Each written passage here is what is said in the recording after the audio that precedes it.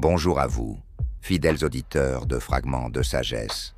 Aujourd'hui, plongeons ensemble au cœur d'une réflexion qui traverse les siècles et continue de nourrir nos questionnements.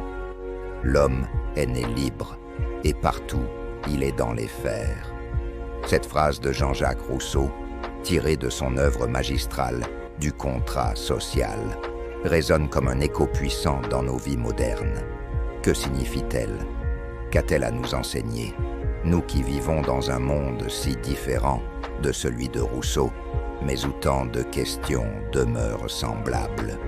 Pour Rousseau, l'homme était libre dans son état originel, dépourvu de contraintes imposées par une société structurée. Il était guidé par ses besoins naturels, ses instincts fondamentaux, vivant en harmonie avec la nature. Cette liberté primordiale, brute et essentielle, offrait une forme de pureté.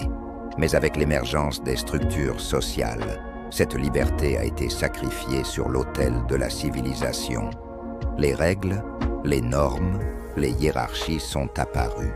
Et l'homme, autrefois souverain de lui-même, est devenu prisonnier de ses propres créations. Ces fers que Rousseau dénonce sont multiples et parfois insidieux. Ils sont matériels, bien sûr. La propriété privée, qu'il considère comme le point de départ des inégalités, a créé des fractures profondes entre les hommes. Mais ces fers sont aussi psychologiques et culturels.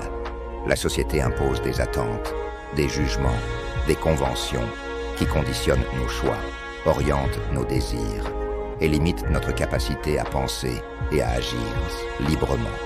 Nous vivons entourés de structures invisibles qui définissent ce qui est acceptable ou normal, souvent à notre insu.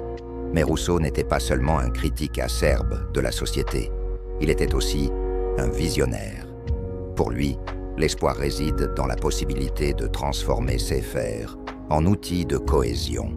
Sa solution, le contrat social. Ce pacte repose sur un principe simple mais profond. Chaque individu accepte de renoncer à une partie de sa liberté individuelle en échange de l'adhésion à une volonté générale, orientée vers le bien commun. En d'autres termes, nous sacrifions un peu de nous-mêmes pour construire quelque chose de plus grand, de plus juste, de plus égalitaire. Cette idée pourrait sembler paradoxale. Comment la perte d'une part de liberté peut-elle conduire à une liberté plus grande? Pour Rousseau, la réponse réside dans la notion de choix collectif.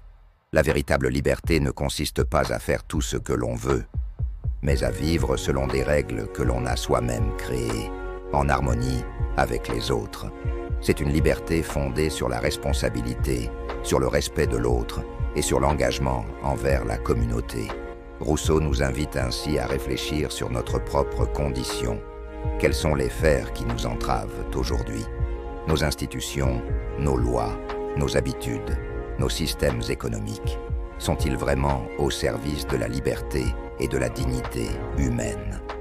Ou bien perpétuent-ils des inégalités et des injustices que nous acceptons par habitude ou par désespoir? Et surtout, comment pouvons-nous, à notre échelle, contribuer à façonner une société plus juste, plus libre? Peut-être est-il temps de repenser nos valeurs, de remettre en question ce que nous considérons comme évident et de réclamer un monde où la liberté ne soit pas seulement un mot, mais une réalité partagée. Merci d'avoir partagé ce moment de réflexion. Si cette idée vous interpelle, je vous invite à partager vos pensées en commentaire. Et si vous souhaitez continuer ce voyage philosophique avec nous, abonnez-vous à Fragments de sagesse. Ensemble, explorons ces grandes questions qui définissent notre humanité.